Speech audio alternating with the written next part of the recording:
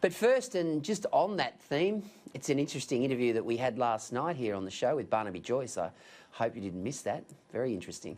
He said he believed Anthony Albanese, the Labor leader, was an inferior opposition leader than Bill Shorten. Strong words. Joyce said Albanese was a personable fellow, and he thought when he got the job, he'd be formidable and tough. But since he got the job, says Mr. Joyce, he's changed.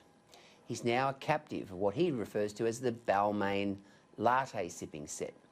And his policies don't resonate with most Australians.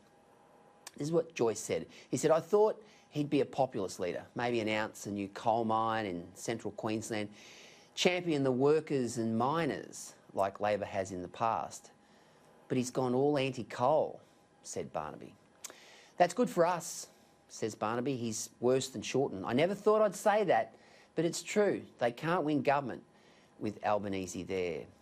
Joyce inferred it was almost as if Albanese had been snatched by aliens and reprogrammed.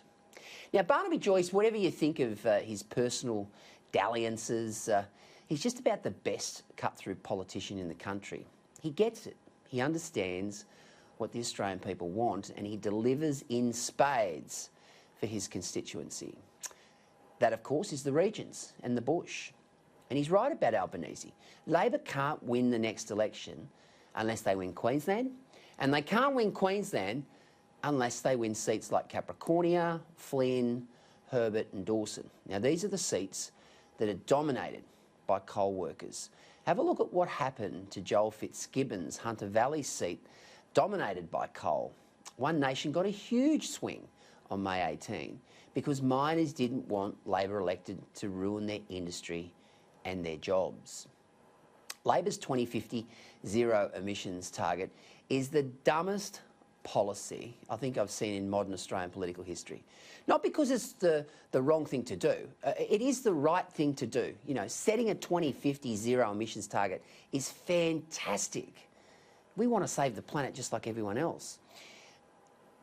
But the problem is, it's not politically feasible. It's just not feasible. Anybody with half a brain knows it will send the country broke, all while bigger polluters like China and India's economy surge forward because their politicians know that a gradual emissions reduction target is the way to go.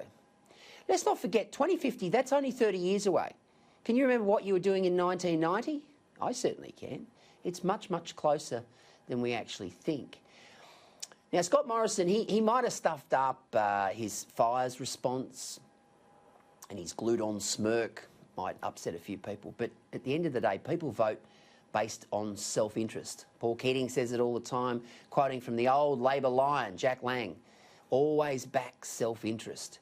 Now, if Labor policies are going to cost you your job, you'll vote for anyone but them, whether it's One Nation, whether it's Qatar, whether it's Shooter and Fishers.